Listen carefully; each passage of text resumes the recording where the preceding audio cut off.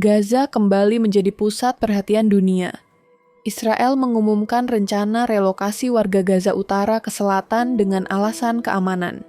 Di saat bersamaan, laporan muncul tentang lobi Israel ke Sudan Selatan untuk menampung sebagian warga Palestina.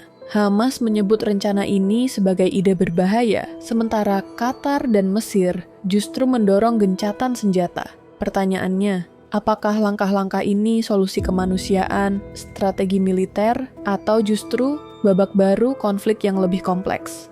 Militer Israel telah menyatakan secara resmi bahwa mereka menyiapkan relokasi warga Gaza Utara ke wilayah selatan. Logistik berupa tenda dan bantuan kemanusiaan disiapkan melalui perbatasan Kerem Shalom dengan koordinasi PBB. Menurut pihak Israel, langkah ini dimaksudkan untuk melindungi warga sipil dari zona pertempuran yang akan semakin intensif di Gaza Utara. Namun, bagi sebagian pihak, pemindahan ini dinilai sebagai pemaksaan. Hamas menolak keras, menyebut rencana tersebut sebagai ancaman terhadap eksistensi rakyat Palestina. Bagi mereka, ini bukan evakuasi, melainkan kelanjutan pola pengusiran yang sudah terjadi sejak 1948. Sejarah panjang konflik Palestina-Israel syarat dengan episode pengungsian. Pada tahun 1948, lebih dari 700.000 orang Palestina meninggalkan rumahnya dalam peristiwa yang dikenal sebagai Nakba.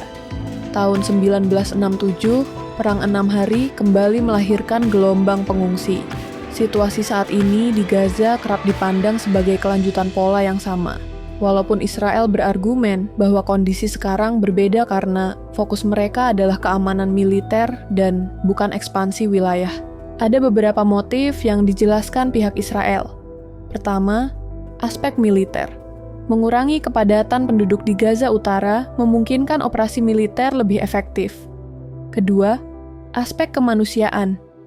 Israel menegaskan ingin mengurangi korban sipil dengan memindahkan mereka jauh dari pertempuran.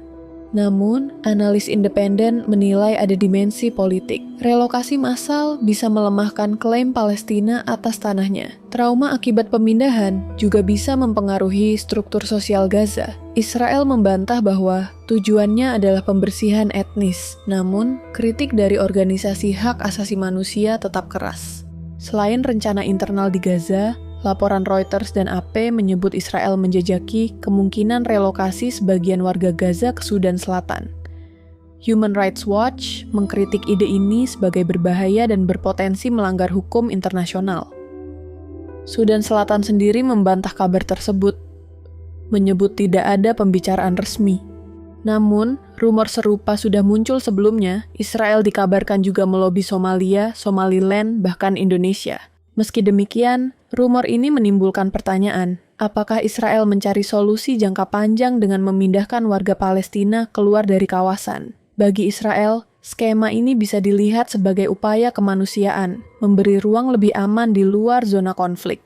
Namun, bagi pihak Palestina dan banyak negara Arab, gagasan itu berpotensi menghapus identitas Palestina dari tanah kelahirannya.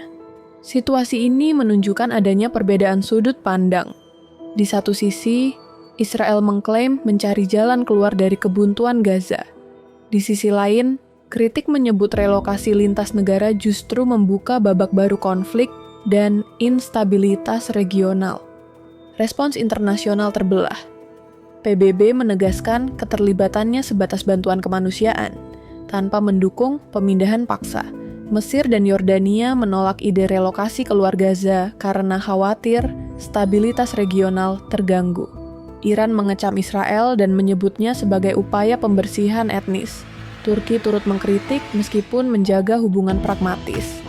Amerika Serikat masih mempertahankan posisi standar.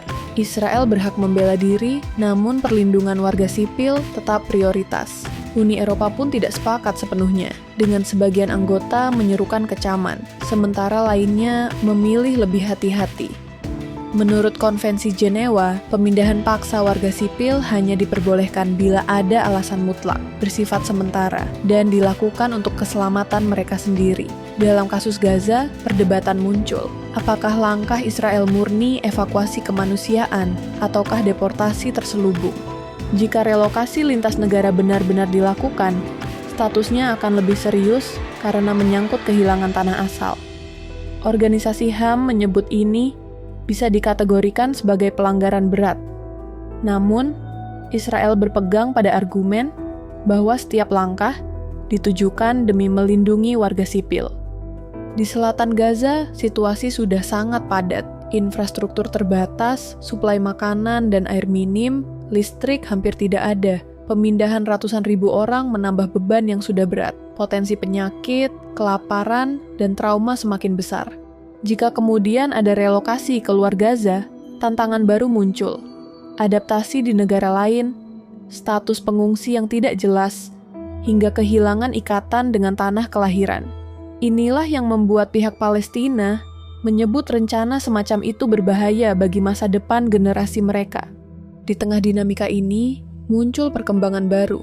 Pada 18 Agustus 2025, Hamas secara mengejutkan tiba-tiba menyatakan menyetujui proposal gencatan senjata yang dimediasi Qatar dan Mesir. Rencana itu mencakup penghentian operasi militer selama 60 hari, pertukaran tahanan, serta akses lebih luas bagi bantuan kemanusiaan.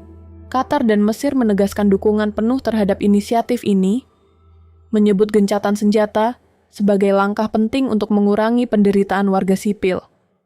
Namun, Israel belum memberikan respons resmi.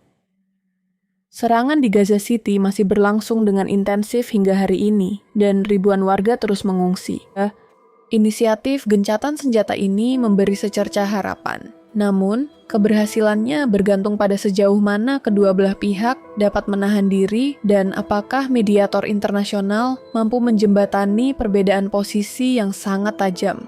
Kondisi Gaza saat ini memperlihatkan kompleksitas luar biasa. Israel menyebut relokasi sebagai langkah melindungi warga sipil, sementara Hamas menolaknya dan menilai itu ancaman terhadap identitas nasional. Lobi Israel ke Sudan Selatan dan beberapa negara lain menambah dimensi global dan gencatan senjata yang dimediasi Qatar Mesir, membuka pintu diplomasi. Pertanyaannya, ke arah mana semua ini akan berkembang? Apakah relokasi akan dipandang dunia sebagai solusi kemanusiaan atau sebagai pelanggaran hukum internasional? Apakah gencatan senjata benar-benar membawa damai sejati atau hanya jeda sementara? Yang jelas, Gaza sekali lagi menjadi panggung, di mana militer, politik, diplomasi, dan kemanusiaan saling bertabrakan, dan dunia masih menunggu. Apakah jalan keluar akan ditemukan, atau justru konflik ini berlanjut tanpa ujung, yang membuat dunia tidak pernah benar-benar tenang?